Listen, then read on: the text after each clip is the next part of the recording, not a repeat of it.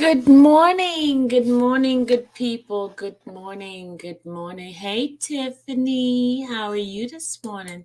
Are you guys ready for the holidays? Everyone ready for some turkey, some dressing, some sweet potato pie, some greens, some yams, some you name it? Let me stop. Yeah. How are you guys doing this morning? Hope you guys are doing wonderful. Hey, Anna, Simply Erica, Shannon, Tina. Hello, Demetria. How are you guys doing? We are back. We are back. I know some of you guys have been sitting around. Oh, you at work doodling. So you need to listen to something, huh? I didn't put my reminder on this morning. I forgot. I decided just to go ahead and come on now. I know some of you guys probably not getting the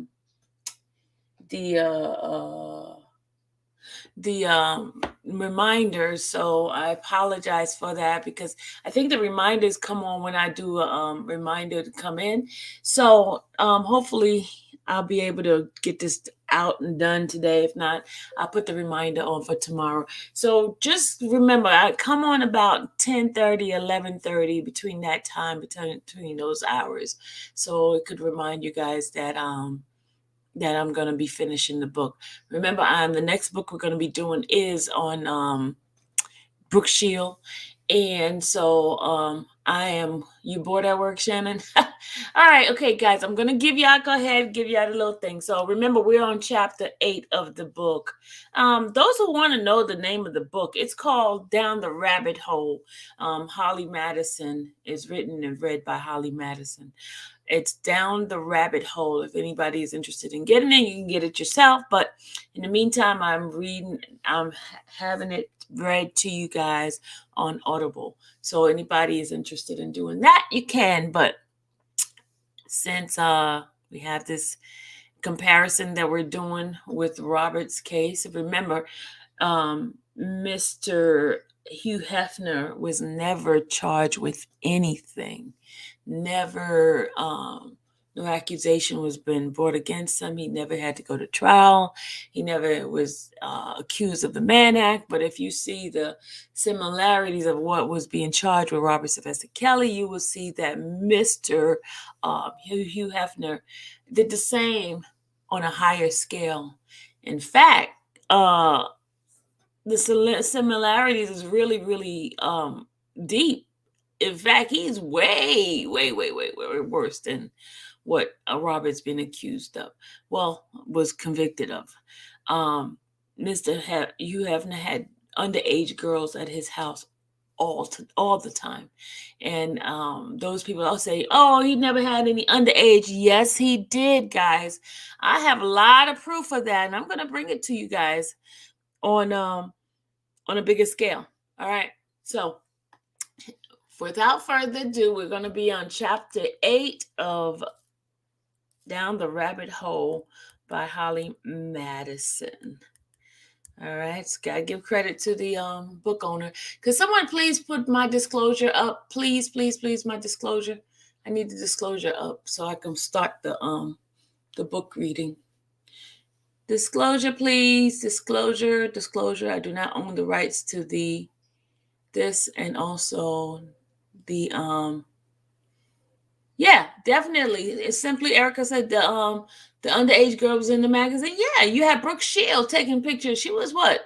10, 14, 15? I don't know what age she was. She was underage.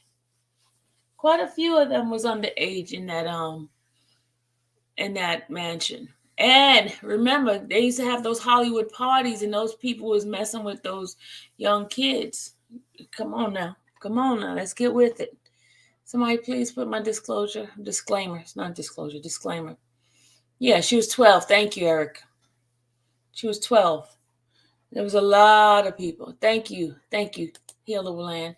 On the entertainment purpose, Sylvia does not own. You spell my name wrong, Heal the Land. It's Sylvia. You spelled it right in the second part, but the first part you spelled my name wrong. And then I do not own the rights This belongs to the owner. No copyright infringement intended. And then the next one is copyright disclaimer under Section 107 of the Copyright Act 1976. Allowance is made fair use purpose of as criticism, comment, teaching, education, scholarship, and research. So we're basically teaching and showing some criticism of what Robert Sylvester Kelly is accused of and what Mr. Hugh Hefner has done based on Holly's own account of what occurred in the match at the mansion.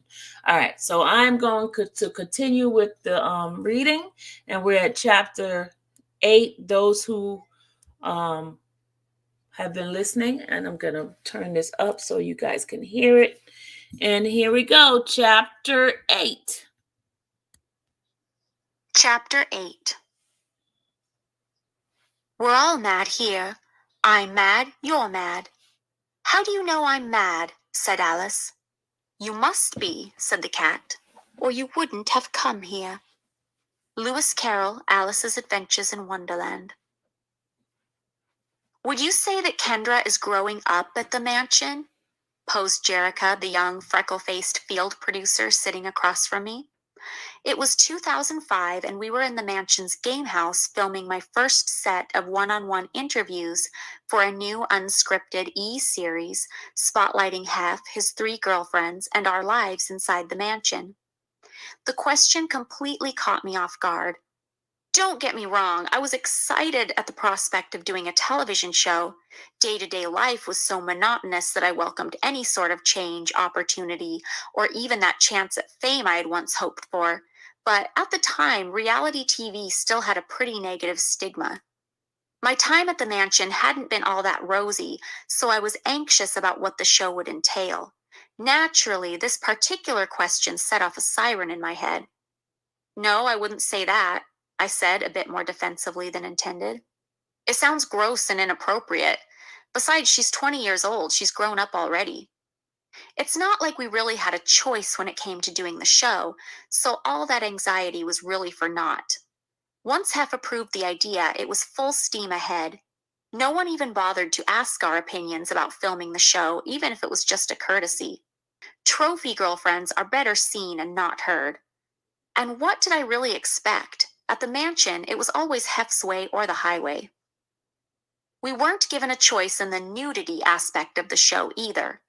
When the first season started filming, we weren't shy about being in front of the camera in various stages of undress.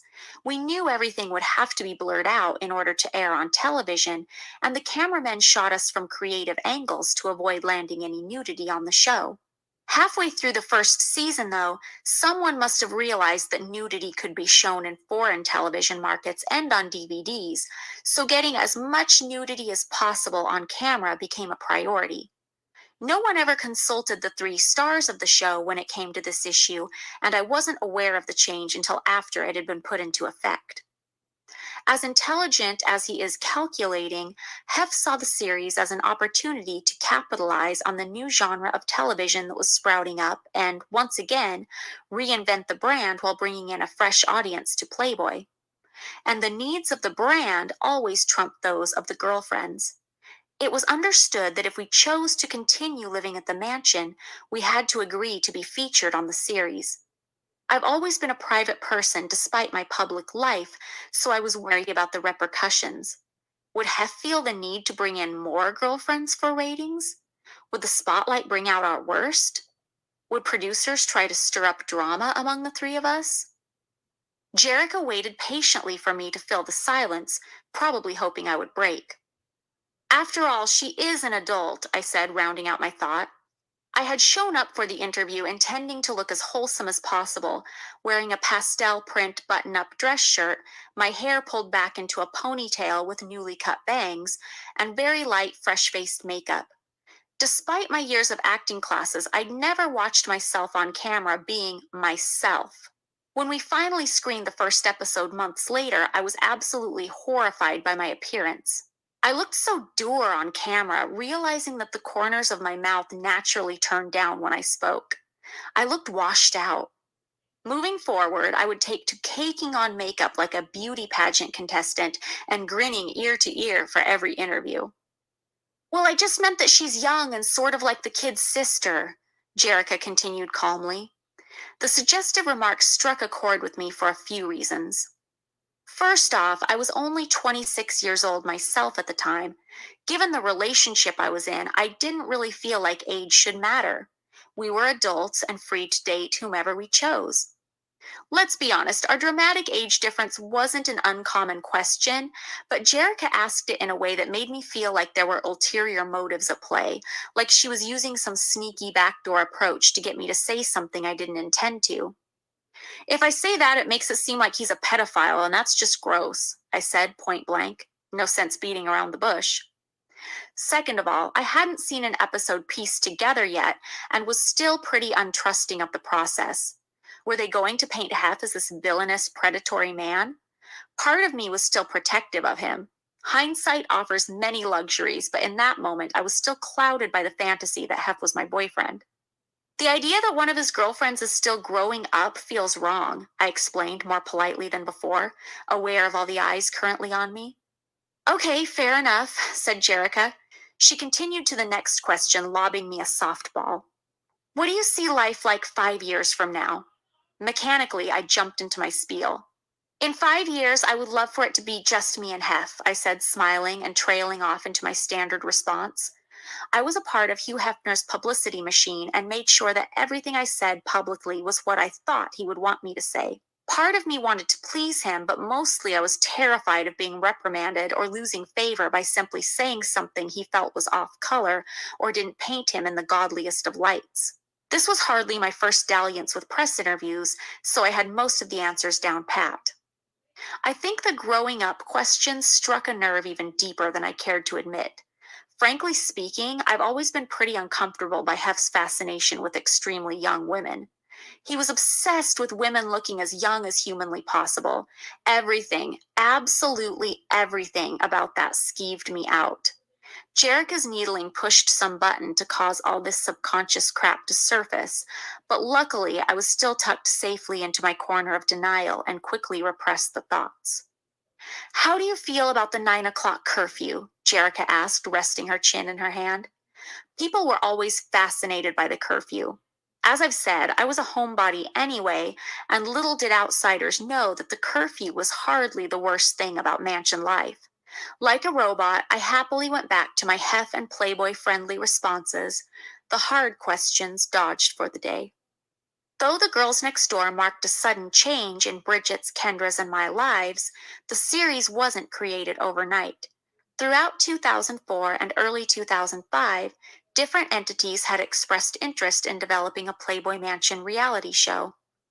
At first, I paid no attention to the rumblings, thinking it would have nothing to do with me.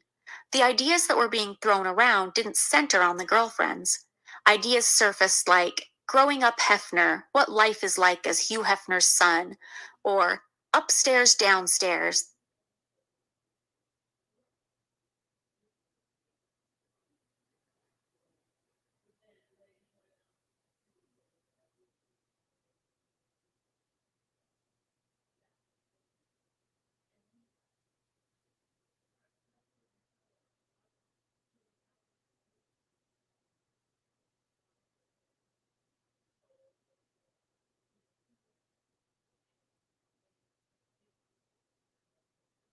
What life is like as Hugh Hefner's son, or upstairs, downstairs, the butlers of the Playboy Mansion. We were sat down for test interviews along with the butlers. There is no doubt in my mind everyone on the other side of the cameras thought that Hugh Hefner's three girlfriends would be the most demanding, unreasonable bitches of all time, making the staff's life hell at any given moment. None of these people, not even the executive producer, a close friend of Hef's, had ever gotten to know Bridget, Kendra, or myself. My test interview, for the most part, was relatively uneventful. I was asked all the usual questions about what life at the mansion was like. How is it having a 9 o'clock curfew? What do you order from the kitchen? Where do you shop? Do you mind sharing your boyfriend?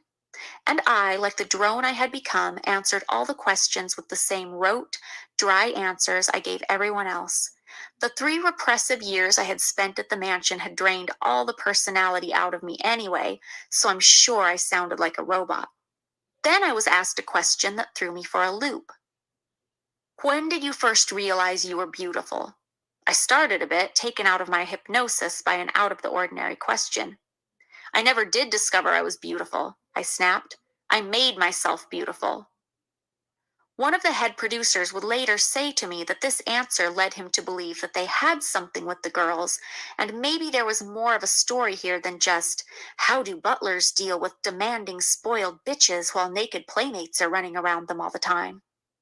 The answer I gave was the one honest, spontaneous thing I had said all day, and it alluded to so many things.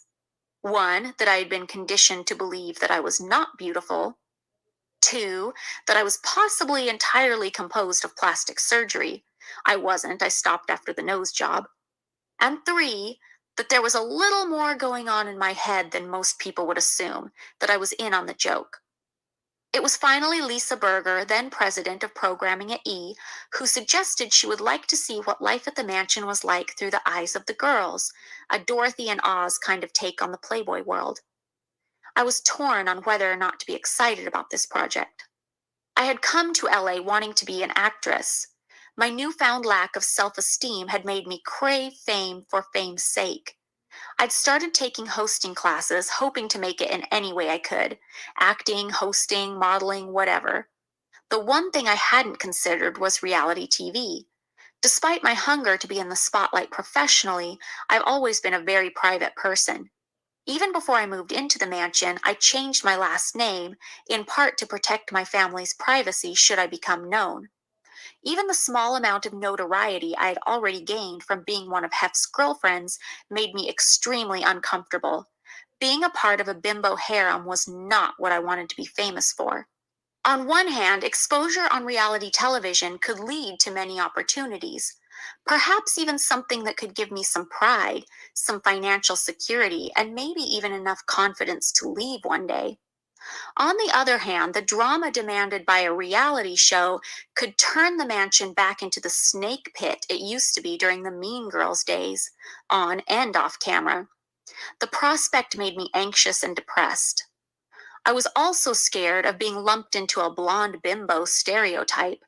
After all, I remembered how I had felt recently when we had filmed an episode of Entourage at the mansion. We were each given one simple line to say on camera. Surrounded by the show's cast, crew, and hundreds of extras, the scene had to be shot over and over again to the point of lunacy because Kendra couldn't get her one line right.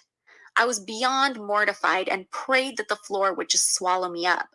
I was certain everyone on set was assuming that all 3 of us were equally ditzy. The thought of having to be compared like that on a weekly basis gave me crazy anxiety.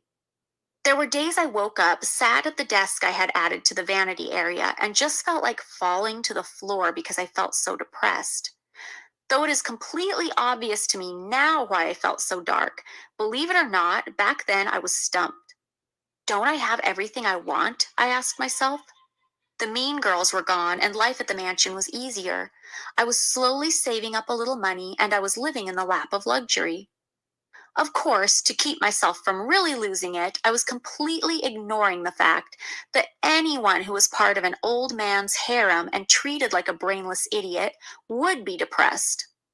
Feeling like I was at a breaking point, I had told Hef that I needed to see a psychiatrist during one of my sob sessions, but my confession fell on deaf ears. He refused to let me see a therapist because, as he put it, a therapist would just tell me to leave the mansion. He told me to talk to Mary about my problems instead. In spite of his objections, I did end up seeing a therapist in order to get some prescription medication. The therapist diagnosed me with depression brought on by my anxiety over filming the reality show and how it would affect my life. He prescribed me Effexor, a drug prescribed to those with serious depression, one I weaned myself off of a few years later. It made me feel a little better for the time being and helped buoy me through the mansion for a few more years. The first episode of The Girls Next Door introduced the E audience to Hugh Hefner's 3 blonde girlfriends. Through interviews and candid moments, the series established the lay of the land at the Playboy Mansion. The girls, the grounds, the pets, the curfew, the 24-hour kitchen, and other mansion oddities. The episode wrapped up with Hef, his girlfriends, and a handful of playmates waiting for Kendra before heading to Hollywood for the AFI Awards red carpet honoring Star Wars creator George Lucas. The footage showed a jovial Hef hobnobbing with celebrities, goofing around with press, and routinely holding, hugging, or kissing one of his many dates. "We get respect," Kendra said in a voiceover while the camera panned to showcase our backsides sauntering into the theater. I remember wondering, does she really think people respect us? She seemed clueless to the fact that most people probably didn't respect us for how we were living our lives, and that the cheers and accolades she was witnessing were simply due to Hef's strange novelty as a pop culture oddity.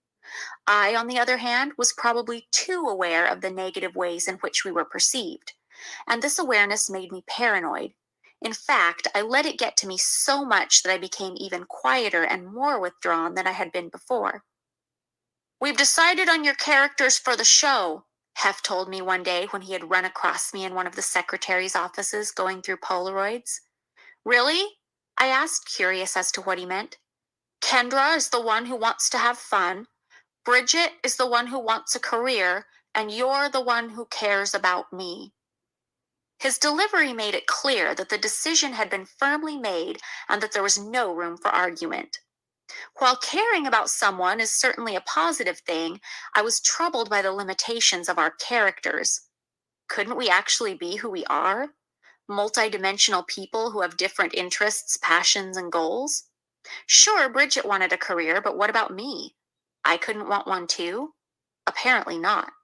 I was too distracted to ask any more about it. I'd been going through photos looking for potential Fun in the Sun guests while we were talking. Hef had long ago lost interest in trolling for new conquests, so much so that the pool party guest list had dwindled down substantially. Somehow I had found an old Polaroid from the year 2000 buried deep in the pile. I blinked a few times to make sure I was seeing this properly. It was me. I was wearing a black Fredericks of Hollywood corset with a kimono robe and sporting strawberry blonde hair, but the real surprise was the grade I had received from Hef. A. All these years at the mansion being made to feel ugly and less than, and he had marked me as an A all along. Hef had already shuffled back down the hall. "I can't believe I got an A," I said to Jenny, Hef's social secretary, genuinely in shock. Hef always treated me like such a scrub, like I was barely lucky enough to be in residence at the mansion. "Well, of course you did," Jenny said matter-of-factly. "What did you think you would have gotten?" While I knew that people were curious about the world inside the Playboy gates, I found it hard to imagine how we would fill an entire season. Relative to scripted shows, reality television is inexpensive to make, which is the reason so many of them litter the airwaves.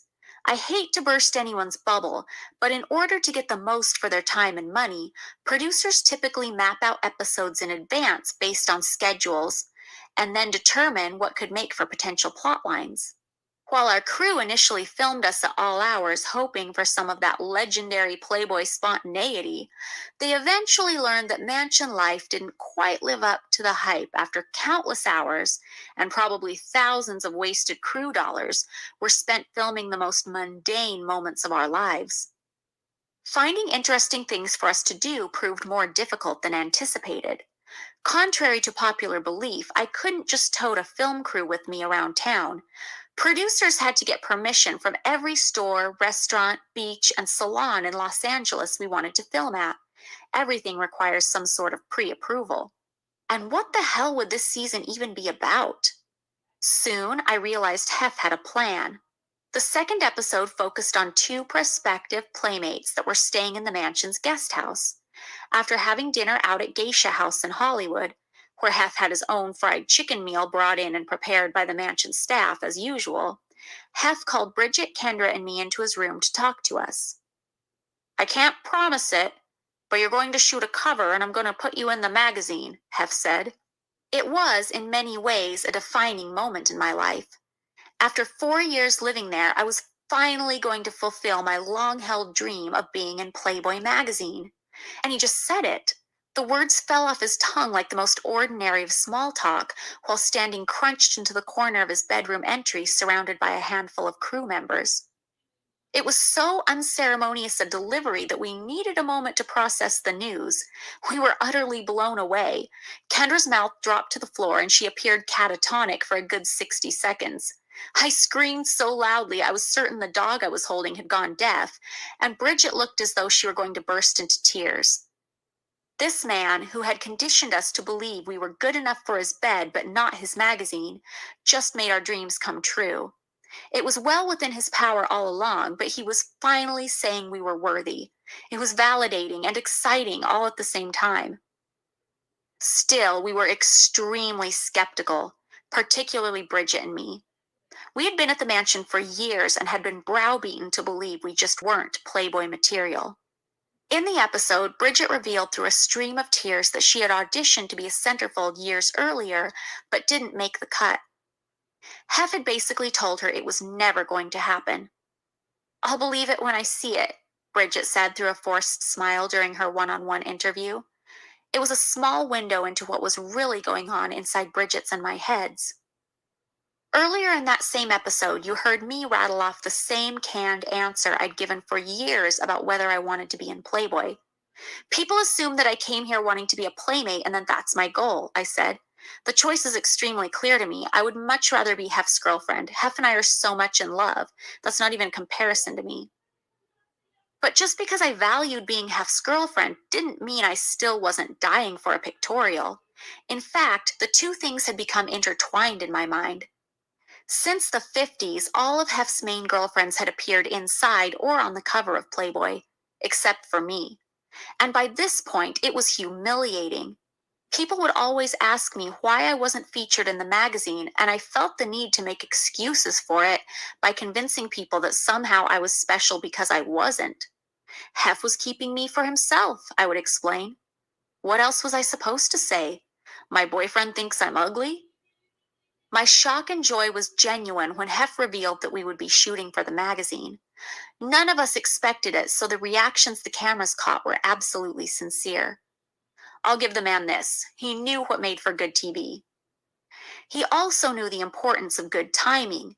By allowing us to appear in the magazine, Hef would be cashing in the biggest insurance policy he had to keep us safely behind the mansion bars. But Hef knew something we hadn't yet figured out.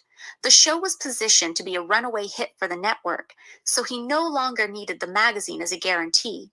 He had better bait: fame.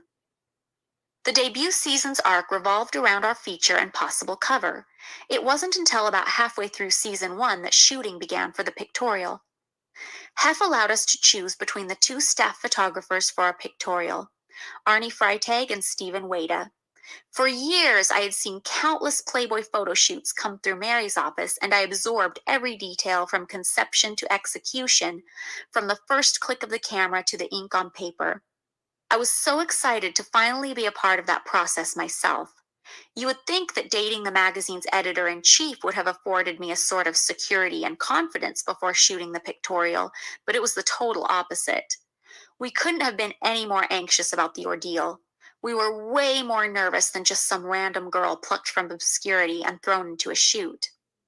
We had first-hand knowledge of just how fickle and critical Hef could be, and we were petrified that we would somehow screw it up and he would just scrap the entire pictorial.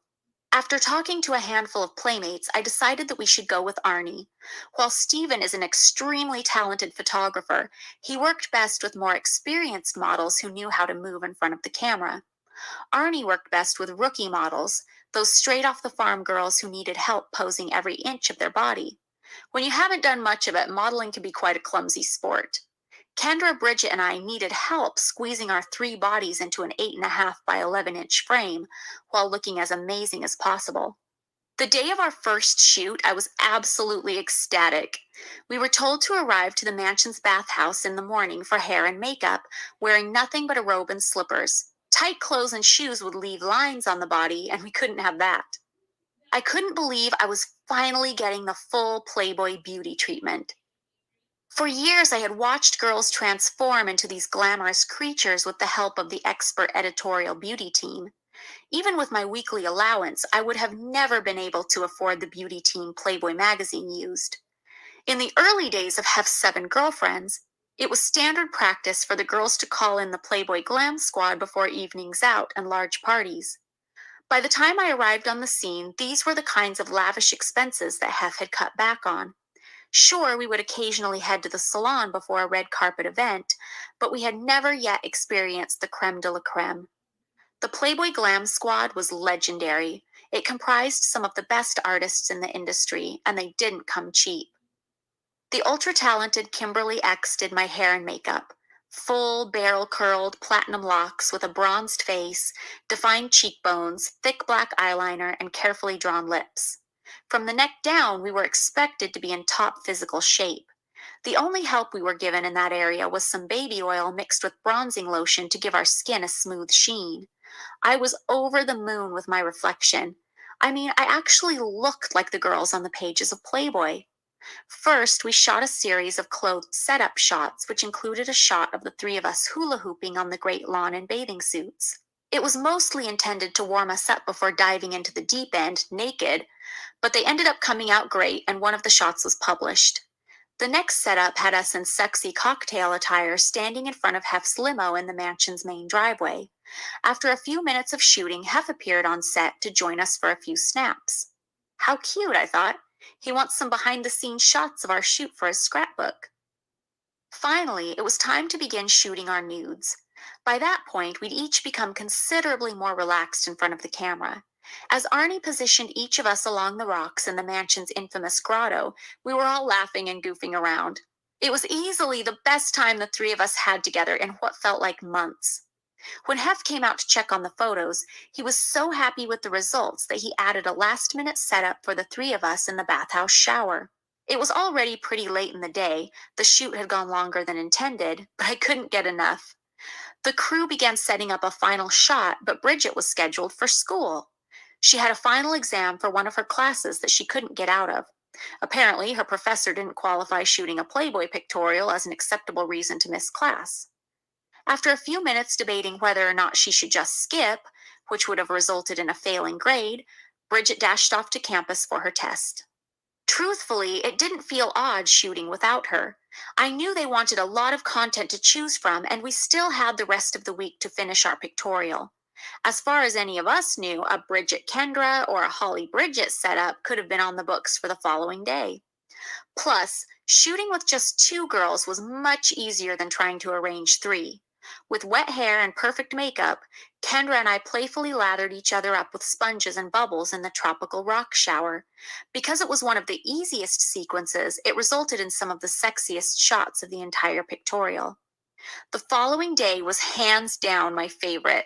The photographer and crew buzzed around the mansion's second floor preparing for our individual photos. Set in each of our bedrooms, the shoots were designed to showcase our unique personalities, which was refreshing. To reflect Bridget's sweet and playful demeanor, her pictorial featured her swathed in a delicate see-through negligee, surrounded by plush pillows in her pink-on-pink striped room. Kendra looked absolutely amazing in a scrap piece of football jersey with knee-high athletic socks and straddling a bunny head chair in her messy room, which had been tidied up substantially. My shoot was in Hef's bedroom and was intended to be reminiscent of old Hollywood. The beauty team styled me like a 40s movie star, minus the red lipstick, and the photographer draped me over an elegant wood staircase wearing nothing but a pair of vintage peach marabou bedroom mules. It was the most beautiful I had ever felt. Like giddy schoolgirls, we snuck into each other's rooms to get a peek of one another's shoot. Each setup was unique and tailored to our personalities, so there was no competition and we were genuinely excited for each other. Stepping into the Playboy studio in Santa Monica for our final shoot was surreal. It was the very same studio I had nervously visited with my old friend Heather years earlier. We had decided to try a Playboy Polaroid audition, praying that we would be selected. My life had come full circle in a way. While the journey wasn't quite how I imagined it, I was arriving at the studio to shoot a cover for the magazine. Surveying the massive studio space, I immediately noticed that the crew had constructed an exact replica of Hef's bedroom for our set. Why didn't we just shoot at the mansion? I asked one of the crew members, totally bewildered. He couldn't produce an answer. No one could. I suppose Hef was more inclined to waste thousands of magazine dollars rebuilding his bedroom rather than being inconvenienced for a few hours. Playboy photo editor Marilyn Grabowski used a page from a foreign issue of Playboy as inspiration for our first setup: three identical brunettes piled on top of each other in bed. Throughout the sequence, we couldn't keep a straight face. Since none of us were ever remotely attracted to one another, it never even crossed our minds to act sexy. Posing for such a risque shot felt incredibly awkward, but it turned out that the laughter worked in our favor because the photos ended up looking quite erotic. Finally, it was time to shoot our cover. Marilyn positioned each of us on a slightly slanted bed covered in silk sheets that she constantly kept smoothing, draping, and switching, while Arnie positioned himself on scaffolding directly above us. Because we were nude and flat on our backs, our breasts had to be taped up to produce the amount of cleavage needed for the cover. Contrary to the quick sequence audiences saw, the cover shoot lasted several days. Our hyper-meticulous Devil Wears Prada-esque photo editor kept analyzing every excruciating detail down to the placement of a single curl. She must have changed the silk sheets from black to white to black again 100 times, sending the photographer into a tailspin. Despite all of it, I was having the time of my life. The white, skylight-lit studio pulsated with creative energy and positivity. It was such a welcome change from the musty atmosphere of the mansion. I wish I could come here every day, I whispered to Bridget as we lay on the slanted bed. I know, me too, she said. During our lunch break, Stephanie Morris, a junior photo editor at the time, called us down to her office to fill out paperwork. Hef hadn't spoken to us about how much we were to be paid for our pictorial, but we were about to find out. Rates for amateur models started about $25,000 per pictorial. In 2005, reality star types were earning roughly $40,000 to $50,000 for a pictorial. Hef's former girlfriends, the Bentley twins, each received $100,000 for their cover and pictorial years earlier. When it came to actual celebrities like Denise Richards, Drew Barrymore, or Cindy Crawford, for example, paydays could be near $1 million. Truthfully, Hef had been so stingy with opportunities for the girlfriends to appear in the magazine that I wasn't expecting much. At that point, I was just grateful for the chance. For years, the mansion was hell because girls were fighting over this very opportunity. And here I was, not them. When we got to her office, I quickly scanned over the release she pushed under my nose. I didn't think much of it until I noticed the $25,000 fee we were each being paid for our pictorial. Since this was technically considered a celebrity pictorial, part of me thought we deserved more than the stock fee, even something like $30,000. Don't get me wrong, it wasn't the dollar figure that upset me, it was that we were viewed as no greater a commodity than any other girl that's walked these halls. We were simply a dime a dozen. Still, $25,000 was the most money I'd ever had. I immediately started planning what I would do with it. I knew I wanted to put some in savings for the investment property I dreamed of buying, and maybe I could use a bit to buy that Louis Vuitton travel case that I'd been lusting over for years. It seemed like a fun way to commemorate this major goal I had just achieved. This is exactly what I need to get back on my feet, I thought. Bridget had tested to be a playmate years earlier, so she knew what playmates were paid and that with the growing popularity of the show, we deserved much more than what Playboy was offering. But she also knew that there was zero point in arguing about it. She slowly put her pen to paper and signed away the photo rights. But worse than our bottom end of the scale pay for the pictorial was the fact that despite being the stars of the show, Hef and the producers decided that Bridget, Kendra, and I wouldn't receive a single dime for the first order of The Girls Next Door. Hef would later argue that he considered our pictorial fee our payment for season 1. He clearly knew the value of a buy one, get one free deal. I recall someone connected to the show reminding us that we got free room and board at the mansion.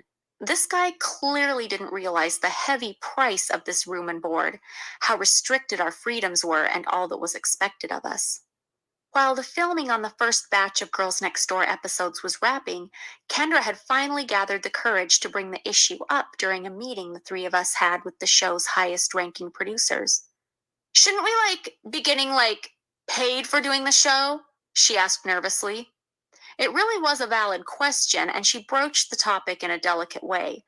We were working countless hours, opening up our private lives, and baring our bodies for public consumption, so in her mind, that was worth something. She wasn't being accusatory, she was just being logical. The response she received was not what any of us were expecting to hear. One of the producers took a deep breath and suddenly became very firm before spitting out slowly and methodically so that our tiny little brains had time to absorb this fact. "You are replaceable." That would become the unofficial motto of Girls Next Door for seasons to come. "This is a show about the girls who live at the Playboy Mansion. It's about Hugh Hefner and who he chooses to date. It is not about any of you." We were constantly reminded that the show was Hef's show. Our contributions were irrelevant. We were the decorative icing, not the cake. According to our boyfriend, he could have splashed any three blondes on screen and found instant success. This producer's firm response quickly silenced Kendra into submission.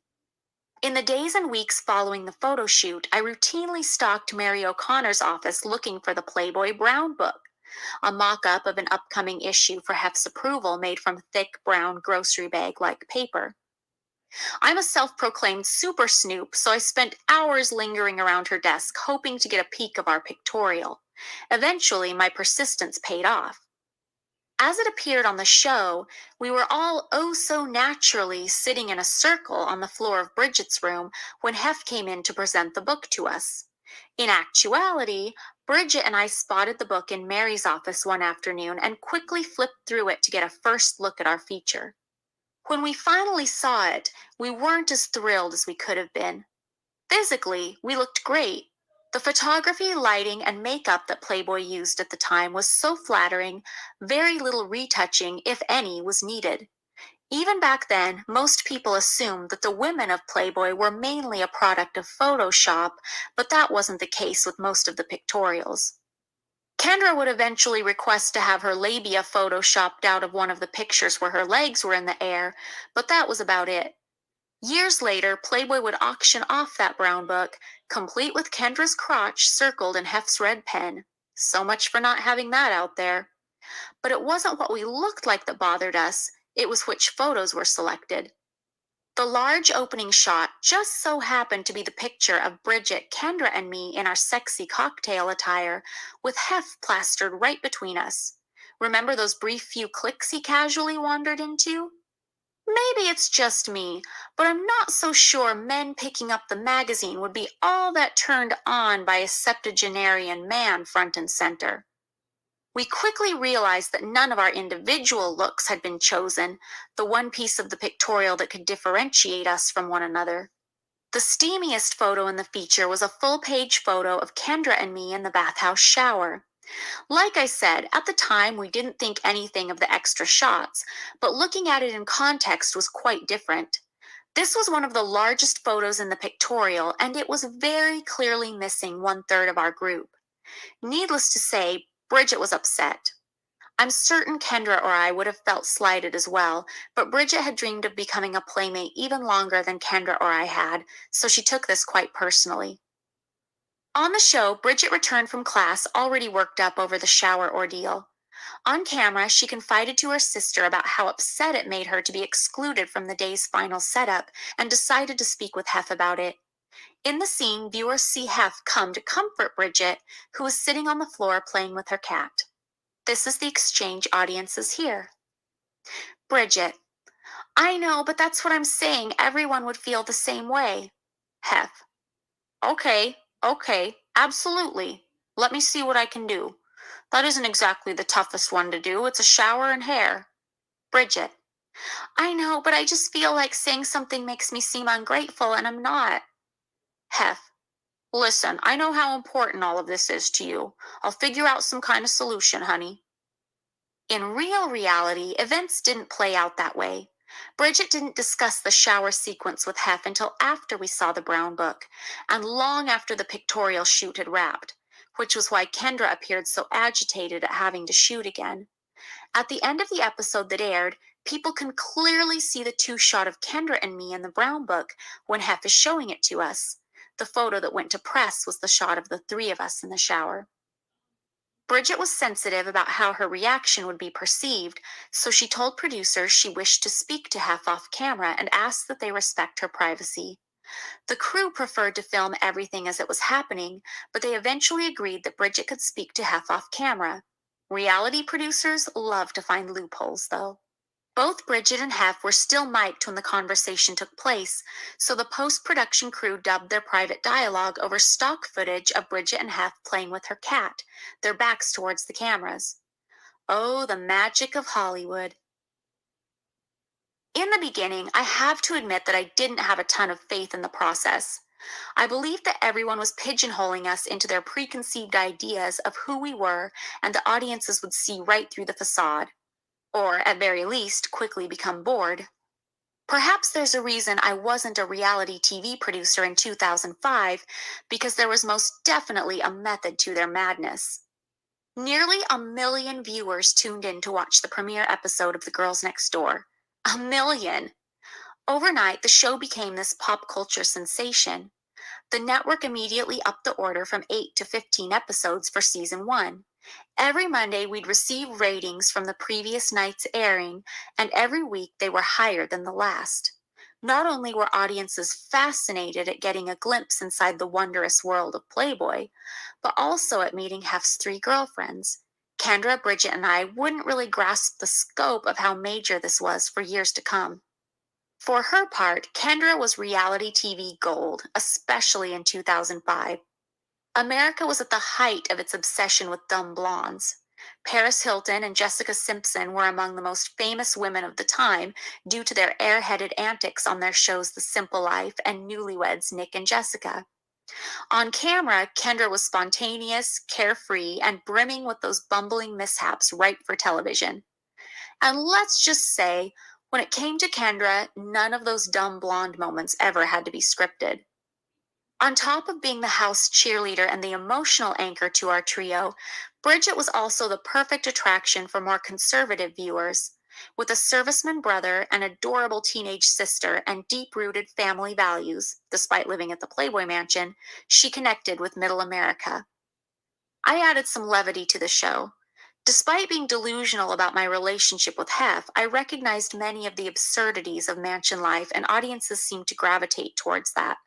I could roll my eyes along with those men and women sitting on their couch when Hef insisted on us all embracing in a cheesy group hug, or laugh along with them at one of Kendra's dumb blonde moments and actually be in on the joke instead of its punchline. Sure, it could be construed as bitchy, but it seemed to strike the right counterbalance. Plus, there was only so much I could handle. While I loved shooting, deep down, I still hated that this was how I had become famous. Like a busty version of the Three Musketeers, we complemented each other's personalities well on camera. The initial appeal of Playboy was obvious, but what was unexpected was audience fascination with the three of us. People came to the show for an inside look at Hugh Hefner's magical world, but they stayed because of Kendra, Bridget, and me. I honestly believe the show wouldn't have worked as well with any other cast of characters that had lived in the mansion. If cameras started rolling a year earlier when the Mean Girls still haunted the hallways, I don't think any production team could have made those women even the least bit likable. Towards the end of season 1, upwards of 1.5 million people were tuning in each Sunday night to see what was happening with the three quirky blondes on Charing Cross Road. Major numbers for the network. However, despite the show's immense popularity, we weren't able to celebrate many of the positive perks of our newfound celebrity. As usual, we remained locked behind the mansion gates, bound to our dictator's rules. We weren't well known enough yet to be recognized while simply running errands, usually in juicy sweats and without makeup, especially without one another or Hef.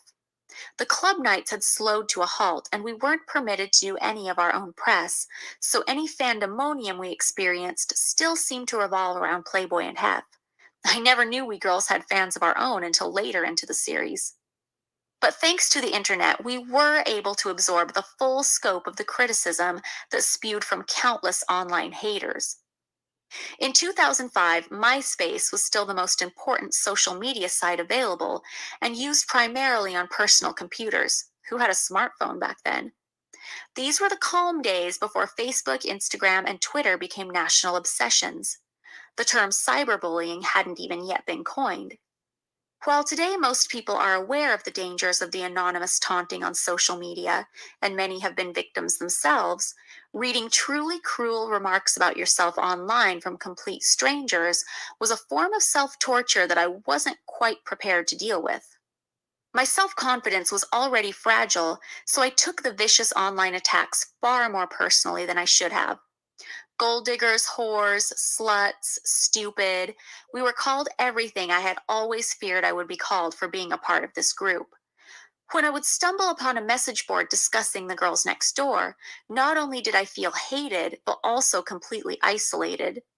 Even though Kendra and Bridget received equally as brutal commentary from those miserable trolls hiding behind their computers, there's something very lonely about being a battering ram for a group of hateful people. And absolutely nothing was sacred. Even those physical qualities I did feel secure with were subject to public ridicule. I love my big eyes, but ruthless haters labeled them reptilian. I was hyper aware of the public perception of Hef's harem of blondes, so part of me was convinced that Kendra, Bridget, and I were a total laughingstock. While promoting the show in New York, we were invited to be guests on the ABC daytime talk show The View. A producer placed Hef on a chair and strategically organized the three of us to perch around him. It was uncomfortable and awkward, but we were new to the game and wanted to be amenable. As soon as the cameras started rolling, Barbara Walters asked the three of us, "Do you always sit like this?" As if it had been our inane idea. In case I had somehow managed to drift off into blissful ignorance, Barbara Walters was there to remind us of how ridiculous we all appeared, and what a joke we were. Bridget and I wanted to crawl inside our own bodies and die. But Kendra, she just responded in an episode of Girls Next Door that the hosts were all haters who need boob jobs. Just a few months after the final episode of our first season aired, E! renewed Girls Next Door for a second season.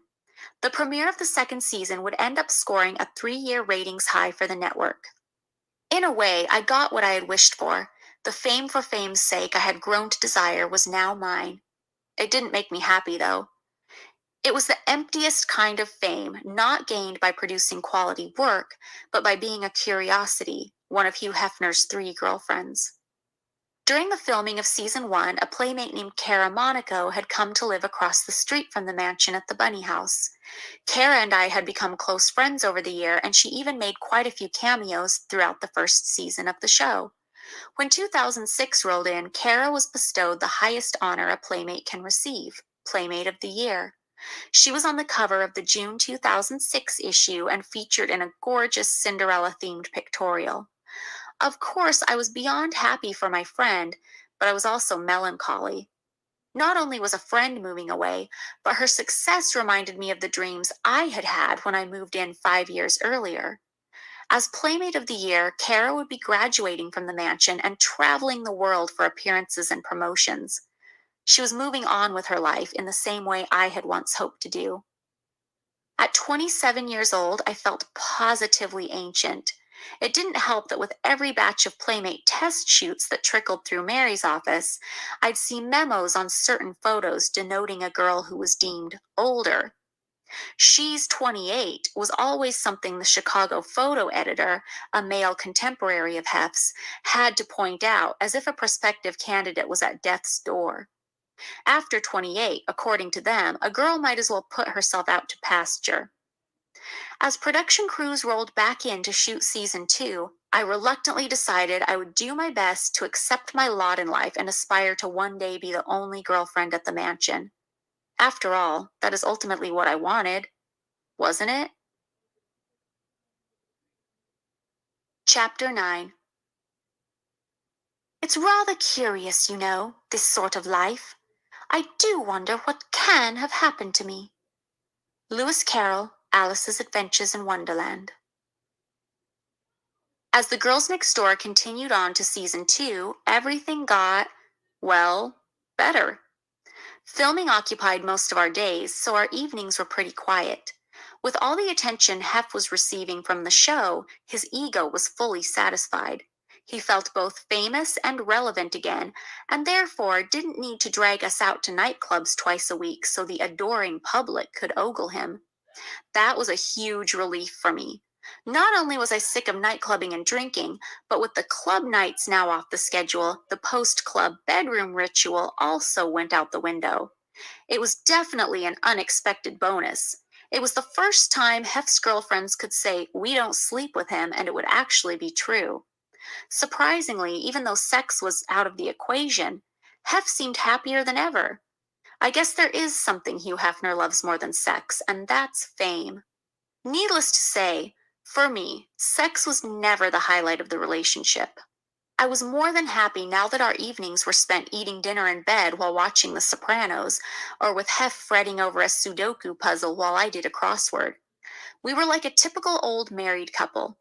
The only difference was only one of us was actually old. For a time, the show's success really bolstered spirits at the mansion. The three of us girls were now getting paid for being on the reality TV hit and could finally start saving up some real money. Playboy as a brand was hotter than ever. We were on our way to achieving that long-desired harmony among the girlfriends. Girls Next Door had become a project we bonded over. Many of the plot lines became memorable common experiences, and the times the episodes would spotlight our individualities made us feel special. During season 1, we visited Bridget's hometown, Lodi, California. It was so cool getting to see her and her family in their natural habitat, i.e., outside of the mansion. We visited Kendra's hometown of San Diego as well. She and her family went out of their way to make us feel at home. Kendra even coordinated a fun tour of her favorite spots and showed us her old home videos. Although I have to admit, watching Hef fawn over her childhood videos and threatening to take one home made me really uncomfortable. When you're 80 years old and dating a trio of 20-somethings, you already look like a dirty old man. You don't need to give viewers any more ammunition. For me, the last episode of season 1 was really special. We visited the Palms Casino in Las Vegas, where they were readying the new Playboy Club set to open the following year.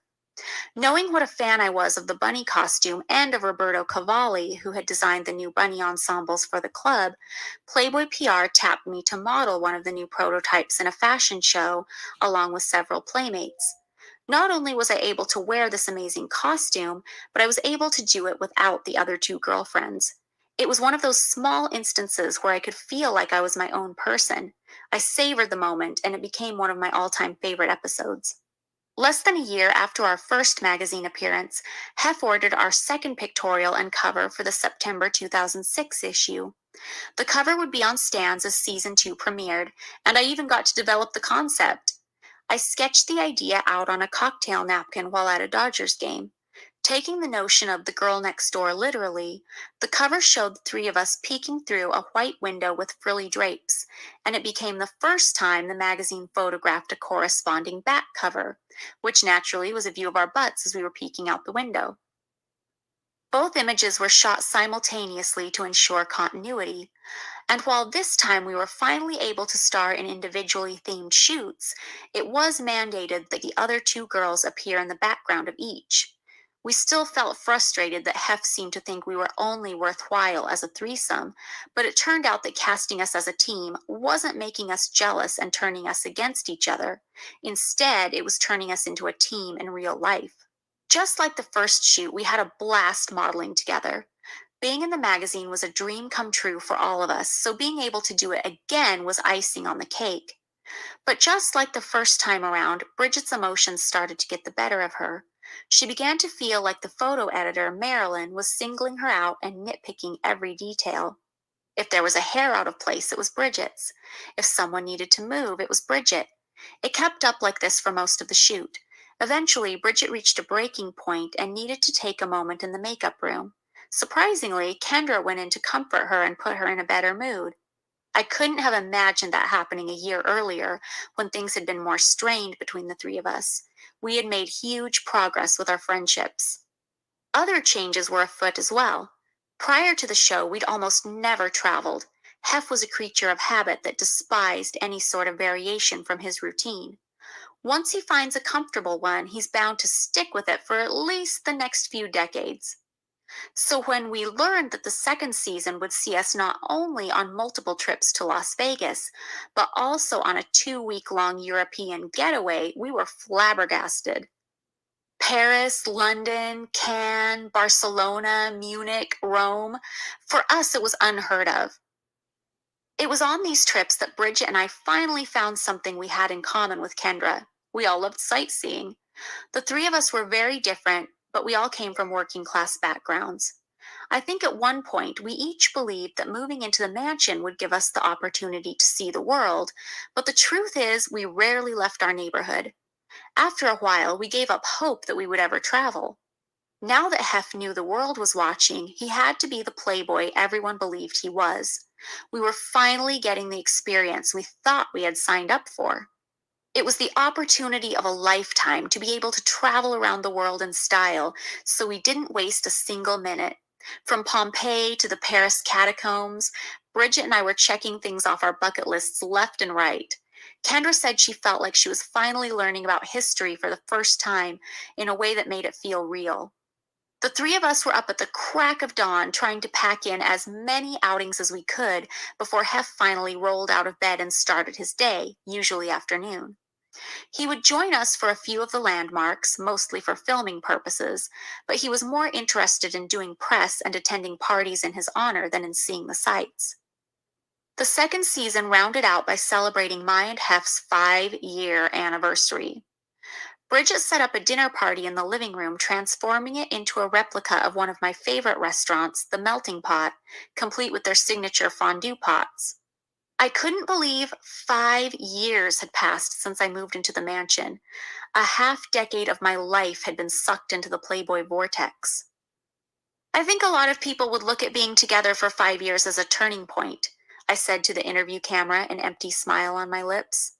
But I know it's not a turning point for us because I know nothing is going to change in this relationship anytime soon.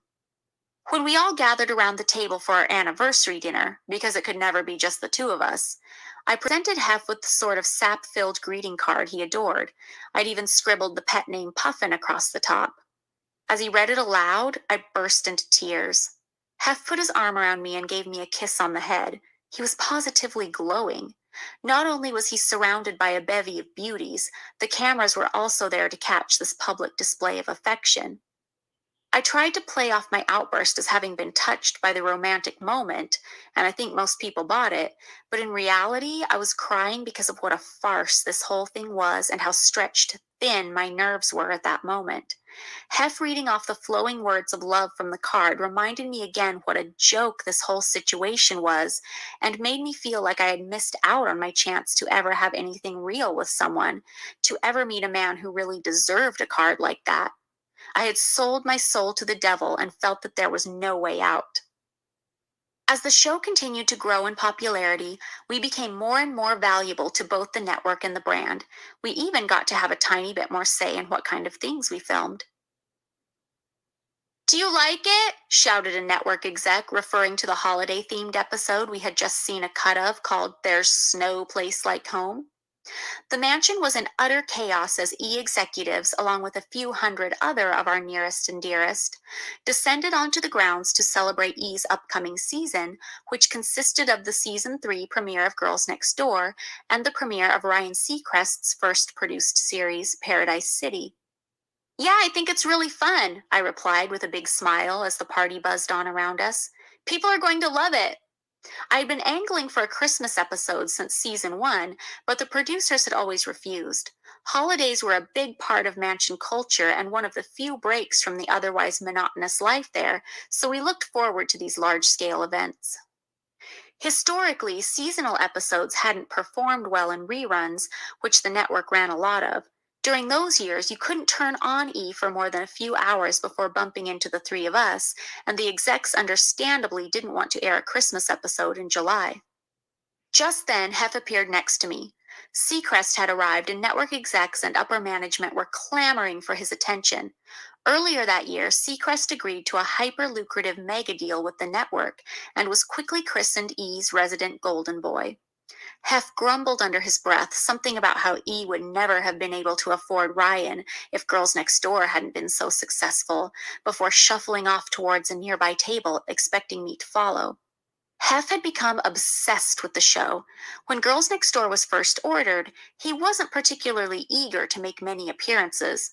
"This way, Daddy doesn't have to do the work," he guffawed at the press when they would ask him why he decided to do a reality show that centered around his girlfriends. He also described reality shows as dumb and a waste of time.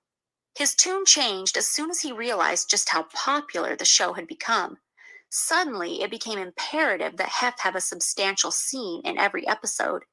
If he saw a rough cut of an episode and wasn't happy with the amount of screen time he was getting, we were called back to refilm scenes in a manner that would include him more. Even when we shot entire episodes off the mansion grounds, we were obligated to call home on camera so the show could cut back to what Hef was doing back at the mansion. Not surprisingly, it usually involved him spending time with other women. At the end of the day, the producers were right. It was Hef's show. By the time we began filming on season 3, my attitude changed when it came to our little reality program. I was finally fully embracing it. I had been skeptical of how the series would affect my life, but by the time the network ordered a third season, even I had to admit that we had a hit on our hands. I started to see the show as an opportunity. It was an excuse to travel, to go outside the mansion gates and try new things. Also, I was starting to realize that being on a reality show brings a little magic with it. People are more willing to give you a chance when you are on TV, even if it's on the silliest of reality shows. I was beginning to sense that I might be able to get something bigger out of this, even if that something was confined to the world of Playboy. That season, we were finally able to film in December and capture my birthday. Kendra's and Bridget's birthdays had both been covered twice over the previous 2 seasons. Birthday episodes were important to each of us because it was another opportunity to feel special and to be portrayed as individuals. I think being able to feel like our own person from time to time made us all feel a little less insecure, which allowed us to come together as friends more and more. Even a silly activity like horseback riding helped us bond and, indirectly, ended up having a big influence on my life. The show's producers found Sunset Ranch in the Hollywood Hills offering horseback rides over the hills into Burbank and back to Hollywood. For the episode called May the Horse Be With You, we drove up Beechwood Drive and passed through an old stone gateway into a quiet area populated with adorable storybook-style cottages. I'd never seen houses so cute. They looked like one of the 7 dwarves was going to pop out of one of the doors at any given moment. What is this place? I thought. I would later learn that the area was developed as a community called Hollywoodland. That's where the famous Hollywood sign comes from, and each house was built to look as if it came straight out of a fairy tale. I didn't know it then, but I would find myself returning to that neighborhood quite regularly 5 years later. The episode that marked the most immediate change for me, however, was definitely the one called My Bear Lady, which focused on me interning under Marilyn Grabowski at Playboy Studio West. Despite dating the boss, the internship wasn't that easy for me to secure. Prior to the start of each new season, the 3 of us girls would meet with producers to discuss the coming months and potential plot lines they could follow. The producers needed to know what we had going on in our lives so they could decide what they wanted to film. Even though reality shows capture reality, there still needs to be a storyline to follow. Filming us watching TV or reading doesn't exactly make riveting television. So we would gather around the mansion's dining room table, pencils and day planners in hand, listing off our plans and goals for the next few months. The producers would throw around ideas with us and would eventually let us know what had been decided, what we would film, when it would be done, and sometimes even how the things we caught on camera would fit into upcoming plot lines. Every once in a while, we would film an activity, not really knowing where it would end up. Those types of things often ended up in what they called Frankenstein episodes. For example, me buying an exotic bird as a gift for Hef, Kendra consulting a pet psychic, and Bridget taking her dog to get an agent were intercut to create a pet themed episode. In several of the meetings, I'd campaigned for a Playboy internship under Marilyn Grabowski, the photo editor at Studio West. I knew this was never an opportunity Hef would give me ordinarily, but I thought that if it was something chronicled for the show, that he might actually let me give it a whirl. At the time, we had already shot 2 pictorials for the magazine, and I absolutely loved being at the studio. The idea of working on set with the models and being a part of the decision making really spoke to me. I was desperate for some sort of creative outlet. Marilyn was responsible for coming up with ideas and themes for shoots, doing the art direction, and choosing the best photos to send to Playboy's Chicago offices for layout design. After spending years admiring all the Playmate proofs routed through Mary's office, reading the memos back and forth between editors, and seeing the final selects for the magazine, I felt like I had developed an eye for the process. On the occasions the executive producer pitched the idea to Hef, he turned it down. Hef was never in our plotline brainstorming sessions, he would be consulted afterwards. No reason was ever relayed back to me, just that it didn't get approved. I was too timid to ask Hef about it myself, particularly with the knowledge that he had already shot it down. I was so frustrated always hearing no, no, no. It's the one idea I'm really excited about, and he keeps turning it down, I complained to Bridget one day while I was lounging in her room.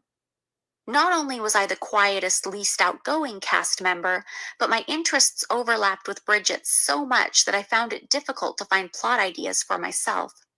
There were so few things that felt unique to me and were also within the boundaries of what Hef would let me do. I was starting to lose patience. As she set about organizing a pile of craft supplies, she told me she had actually heard something about it. Sitting cross-legged on her poofy pink round bed, she and I had been discussing ideas for the upcoming season, and I'd once again mentioned my favorite plot idea. Bridget went on to tell me that Hef didn't want to tell me no on camera if the work wasn't good enough. Hef said he wasn't going to approve something just because I worked on it. That's fine, I replied, exasperated. I don't want him to publish my work if it isn't good enough. I want to learn. Plus, being able to tell me no on camera would make good drama for the show. Bridget started laughing her infectious laugh. I know, she blurted out. That's what I was thinking.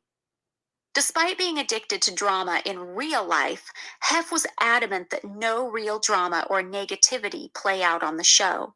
We were to be depicted as a happy family, blissfully sharing our boyfriend at all times. I believe because Playboy and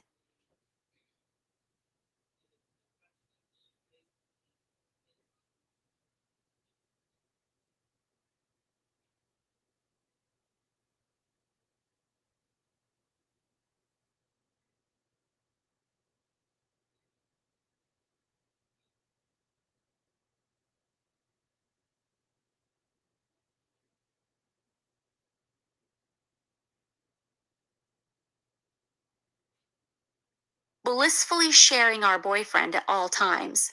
I believe because Playboy and his lifestyle were controversial enough that he wanted to prove to everyone that things were always just peachy inside the mansion. The network and the producers would have liked a little drama. Anyone does when making a reality show, but Hef wouldn't have it, hence not wanting to tell me no on camera. The irony was, of course, that he had done so, and sometimes cruelly, many, many times in real life. He wanted to be portrayed as the best boyfriend ever, which meant he acted quite differently on camera than off. In the world of Girls Next Door, you only saw his good side. A season later, after the producers and I brought up the idea for the millionth time, Hef finally relented and let me give the internship a try. In order to secure the internship, I was charged with finding a potential Playmate candidate suitable for the magazine and bringing the photos to Hef for review. I instantly remembered meeting an adorable Puerto Rican girl that Playmate Colleen Shannon had introduced me to at an autograph signing. My first job was to track her down. When I finally found a photo of her to show Hef, he approved her as a candidate. Tamara Skye would soon become 2007's Miss August, and her Playmate shoot would mark my first official gig as a Playboy photo intern. Marilyn graciously welcomed me into the studio. She introduced me to Stephen Wada, who would be shooting Tamara's pictorial, and walked me through proof editing for the Miss June shoot. With great patience and care, she pointed out all the elements that made a great centerfold and exactly what it took in order to get Hef's approval. I was still trying to figure that one out, I thought, laughing to myself.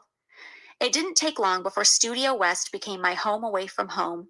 In fact, I think I felt more like myself at the studio than I ever had at the mansion. Away from Hef's critical eye, I relaxed and grew into my new role. Having the internship gave me a sense of great pride. The photographers and staffers were an invaluable part of the experience, teaching me everything I needed to know. I couldn't believe I was actually getting centerfolds approved.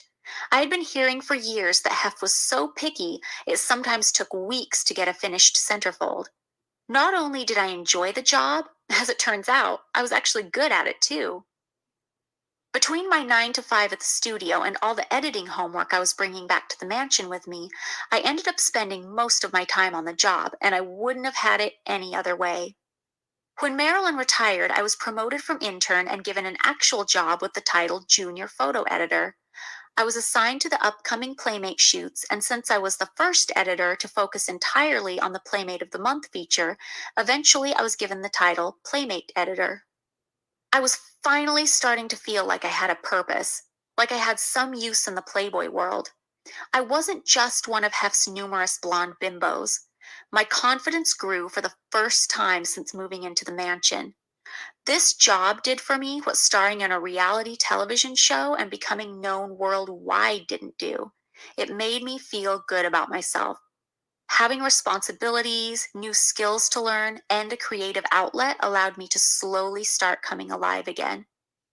Over the course of The Girls Next Door, we would pose for two more covers, besides November 2005 and September 2006, and three Girls Next Door calendars, which I took upon myself to direct and edit. The Girls Next Door projects weren't a part of my Studio West job in any way. On the clock, I only handled Playmate projects, but because I'm ambitious, love a good project, and wanted some kind of say in how I was portrayed, I took the helm of some of our shoots anyway, and no one protested. The March 2008 Sexiest Celebrities cover was an outtake from a concept I developed, with the three of us perched inside a bunny-shaped constellation. Apparently, fans of the show were enjoying my photo editor storyline, and production decided to spend more time with me in the studio. Some viewers probably thought my job was fake and only for the TV program. One E executive even congratulated our executive producer for making me look, quote, credible on that job, unquote, which I found insulting to say the least. Most people only knew me as a reality TV bimbo, so I guess it's not surprising that many people assumed I couldn't handle a real job. But the only time I ever may have appeared involved in a shoot when I wasn't was when a production team asked me to pop by the Playboy shoot Kim Kardashian was filming for Keeping Up with the Kardashians. I didn't have anything to do with her pictorial, since it was a celebrity shoot and not a Playmate feature. Sneaking in a little creative say over our projects was a major outlet for me. Not everyone had that sort of outlet, though. As girlfriends, the three of us were to be seen and not heard. Never were we permitted to express any sort of discontent with Hef or mansion life. As Kendra's star began to rise, she became more confident, independent, and vocal. Bridget and I had been through so much by the time Kendra had arrived on the scene that we were already preconditioned to be afraid to ask for anything. But Kendra wasn't afraid, and as a result was granted a little more freedom. Her fearlessness certainly let Hef know that if she didn't get her way, she would be out the door. Of course, granting one of the girlfriends some perks that the others didn't get played into his manipulative games as well. She was the only one of us allowed to have an outside agent who booked her for a few club appearances. But like all things at the mansion, her added benefits came at a cost. She was no longer new and novel enough to be completely safe from Hef's belittling ways. Just done with me for he began chipping away at her confidence, slowly but surely. You have a little overbite, Hef pointed out to Kendra while shooting an episode for season 3. Kendra had dressed up as Mae West for one of our calendar photos, an obvious bid to win Hef's affections by emulating an old Hollywood star. What? Kendra laughed nervously, obviously embarrassed, looking straight into the camera for some kind of help as Hef went about his business. It happened off camera, too. During a limo ride to an event on a day when we weren't filming, the 4 of us sat quietly in the vehicle as it battled the LA traffic. Hef, for whatever reason, decided to have a go at her. You know, Kendra, he said out of the blue, it looks like you are putting on some weight. He then went on to talk about how she should watch what she eats at the buffets. Oh my God, did he really just say that?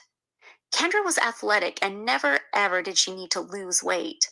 Bridget and I pretended not to hear his cruel remark, hoping that ignoring it would make it less satisfying an insult for Hef and less embarrassing for Kendra. In retrospect, I know I should have said something to stick up for her, but I was way too scared to stand up to Hef in any way. He frightened me. Kendra and I might have had our differences, but the show had turned out to be a really positive thing for our relationship, and in that moment, my heart broke for her. I stared out the window, wishing I was any place but the back of that limo. To her credit, she didn't yell or cry, she took it on the chin. When we arrived at the party, Kendra was uncharacteristically reserved for the remainder of the evening, the wind quite visibly taken out of her sails. In many ways, the playing field had been leveled since she joined the group 3 years earlier. The show gave us all a common ground, and Kendra was now no stranger to the insults, tantrums, and guilt trips, complete with fake tears, that Bridget and I had been dealing with for a number of years. It was now the 3 of us girls against the world, instead of us against each other. Chapter 10. I can't help it, said Alice very meekly. I'm growing. You have no right to grow here, said the Dormouse. Lewis Carroll, Alice's Adventures in Wonderland. I think a jewelry line would be really cute, I suggested to Darlene, one of the Playboy licensing department associates. With ratings so high and growing, it dawned on Playboy to begin merchandising the show and the girlfriends to increase profits and capitalize on its popularity before it was too late. So they asked Darlene and some other licensing execs to come speak with the 3 of us. They should be specific to our lifestyle shown on TV, I continued. Charm bracelets are really popular, so how about one with cute charms like a tiny dog, a champagne bottle, a jet? I began doodling the design on one of the HMH, for Hugh Marston Hefner, monogrammed notepads placed around the dining room table.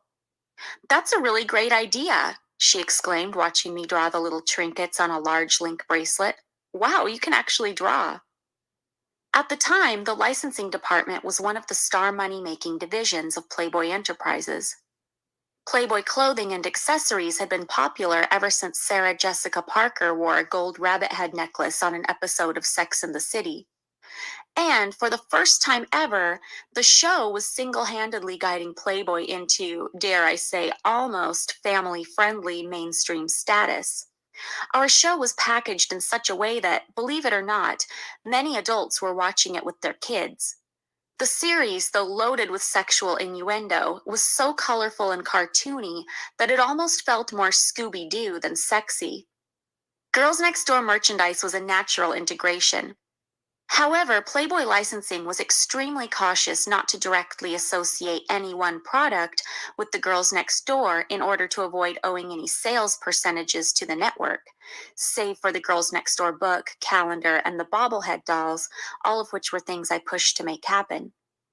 Playboy accessories were already big sellers online, through the catalog and in boutiques, so I figured jewelry was the smartest fit for our first collaboration. Together with Playboy's jewelry manufacturer, I created my capsule collection consisting of earrings, necklaces, and bracelets. When the show was at the height of its popularity, so was the Vegas Renaissance, and it quickly became a popular destination for us on the series. If we were married to the mansion, then Las Vegas was our mistress. The Playboy Club inside the Palms Casino Resort opened in October 2006, and shortly after, Playboy Licensing had the brilliant idea, No sarcasm, it was actually pretty good, to create Girls Next Door slot machines. We were made aware of the project and expected to be thrilled at the honor alone. No one mentioned any sort of compensation for use of our likeness or any percentage on the back end. We were really excited about the idea nonetheless. Who wouldn't get a kick out of seeing their faces on a slot machine? We simply didn't realize that we should be getting a fee for such a thing. By this time, Bridget, Kendra, and I had signed on with a management company. Hef had worked closely with this company in the past and had made friends with the owner, so I suppose he didn't feel too threatened by us branching out in this way. Hef kept us aggressively sheltered, and any press we were allowed to do was pre-approved by Playboy Public Relations, and only done if it promoted the brand, the show, or Hef specifically. Nothing spotlighting us as individuals was ever given the green light. For example, Hef refused to let me try to compete on the first season of Celebrity Apprentice because he didn't want me to go to New York for a few weeks. But coincidentally, a Playmate of the Year he was eager to promote landed the spot instead. For the most part, we chose our battles and did as Hef requested when it came to our careers, but the slot machine idea struck a chord. "No way," an acquaintance of mine told me over the phone one afternoon. "I'm going to look into this. Slot machines are big money, Holly. They're planning on using your names and likenesses. They have to pay you for that."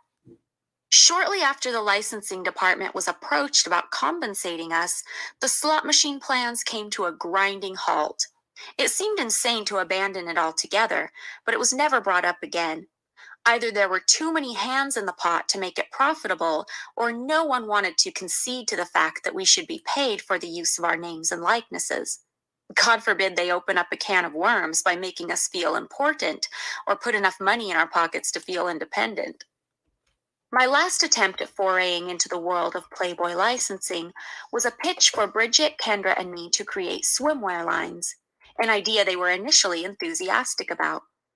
They immediately greenlit the project, and I began designing my collection.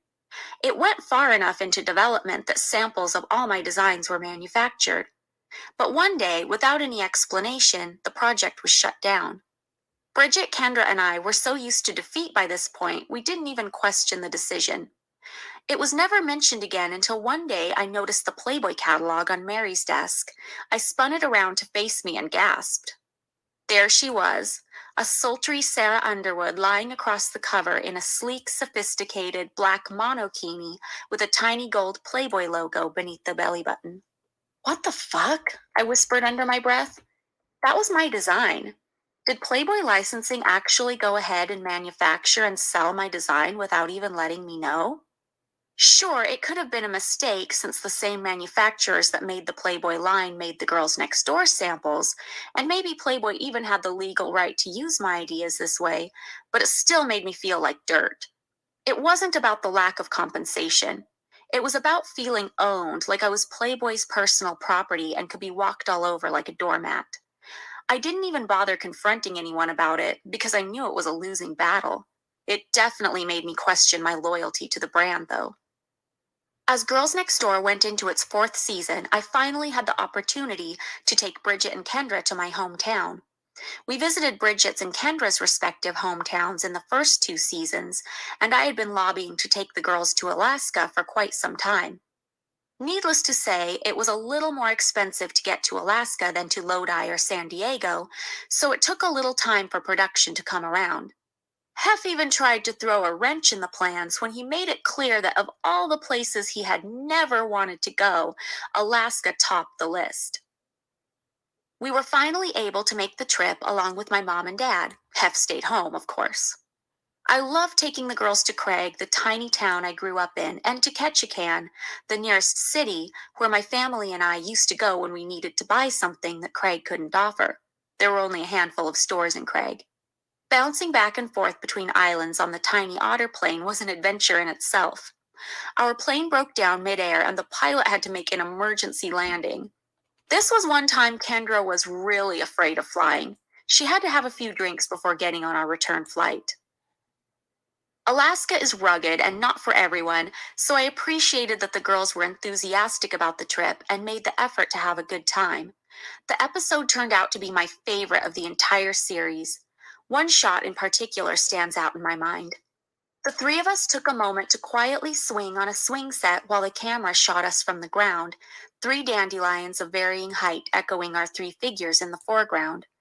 It seemed like such an innocent moment, and the whole episode captured us as ordinary, real people, not as the mansion mistress cartoon characters we usually played on TV. Later that season, the cameras returned to Studio West with me for an episode titled Go West, Young Girl. In the process of finding a playmate for the upcoming September issue, I invited 4 candidates out to test for the slot. There was a brunette named Melanie from San Diego, raven-haired Valerie Mason from Louisiana, platinum blonde Kayla Collins from Pennsylvania, and a quirky 18-year-old from Las Vegas named Angel Perino. Not only was I thrilled to have an episode focus so much on the job I had grown to love, I made new friends and even found a few playmates in the process.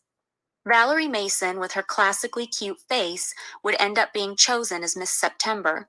Kayla, surprisingly, was turned down by Hef for looking too much like too many other playmates. Hey, at least he was starting to appreciate variety. Kayla ended up becoming Miss August 2008 after Hef's friends made a fuss over her when he screened the Girls Next Door episode for them. My favorite candidate was Angel Perino. She had an electric personality and the most fun sense of humor. People couldn't stop laughing when they hung out with her, especially me. I'd never had a friend I laughed so hard with. Along with German playmate Juliana Marino, we became an inseparable trio, hanging out and goofing off whenever I had free time. Hef didn't end up selecting Angel as a playmate, and I was very sad to see her go when it was time for her to return home.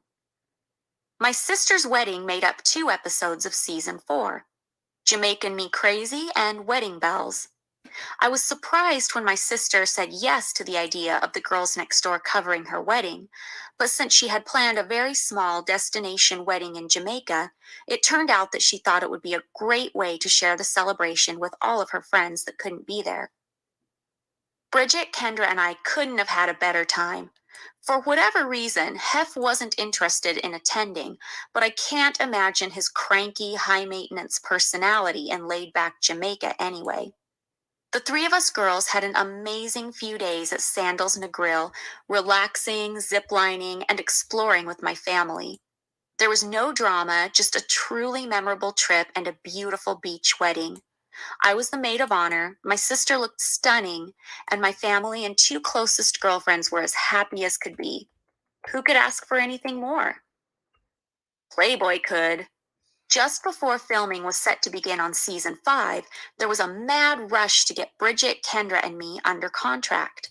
Prior to the first episode of the series, we had each signed the most basic of television releases, and nothing more. Realizing that the stars of this hit show were theoretically free to walk away and pursue other television opportunities at any time, someone must have panicked. Unbeknownst to us, Hef arranged to have us contracted under Alta Loma, Playboy's production company, which basically meant that we would have a talent agreement binding us to Hugh Hefner. Letting us negotiate directly with the network was never going to be an option, probably because it meant he would have had to relinquish too much control over his girlfriends. After all, what if E offered us something greater than being one of Hugh Hefner's blonde bimbos? As I understood it, the network was willing to work with us in this fashion as long as Alta Loma could show they had us under contract, and fast. It all happened so quickly, I can't even remember how I initially heard about the contract. What I do recall is getting really worked up and marching down to the master bedroom to tell Hef I had no intention of signing. I think it's in bad taste to sign a contract to be your girlfriend, I maintained. Given that the show was about Hef and who he is dating, as opposed to any of the 3 of us, as they like to remind us regularly, I felt signing a contract with him was taking away my option of walking away from the relationship at any time. It would be just another facet of this relationship that would make me feel like a hooker. It's just weird. I understand the notion, but it's important to me that you sign it, he said, looking at me with sad puppy dog eyes. If you care about me, you'll do it. In the end, it was always about Hef. Quietly, I did my best to consider my options. I didn't want to be coerced into doing anything else for this man. Sensing my hesitation and realizing that my heartstrings might not convince me, Hef decided to appeal to my business sense, telling me that if we didn't all sign, the network may not order another season. As further encouragement, Hef had told me Bridget already signed her contract, but I didn't learn until afterwards that she did so completely against her better judgment. As a reasonable person would, Bridget asked to have some time to have her lawyers look over the paperwork, but was denied. I imagine she was given the trademark mansion attitude. If you don't like it, you can leave. Begrudgingly, she signed the contract. Oh,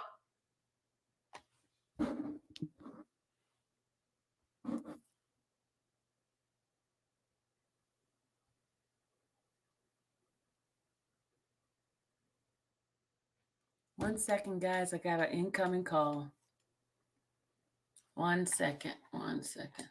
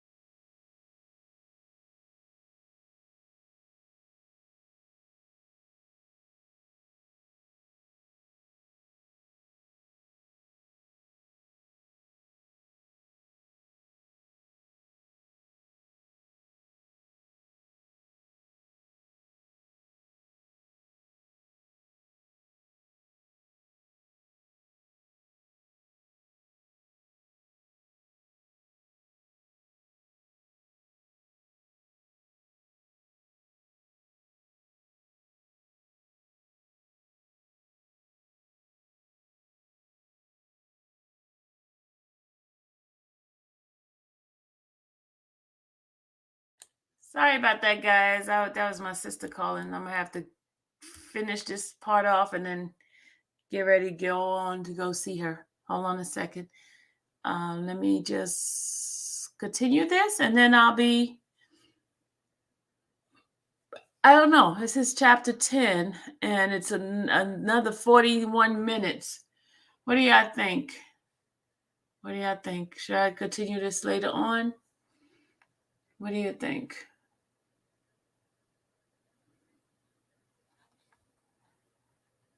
Because I got a call come in there, so you've been hold. Oh, you've been on hold with IRS for 107 minutes. All right, I'm gonna end this right here. We're gonna start off at chapter 10. I'm probably gonna play it overnight tonight and let the rest finishes off. So I'm gonna stop it right here and start off from chapter 10 for later on. All right, let me end this and then I'm gonna open up another live, okay? All right.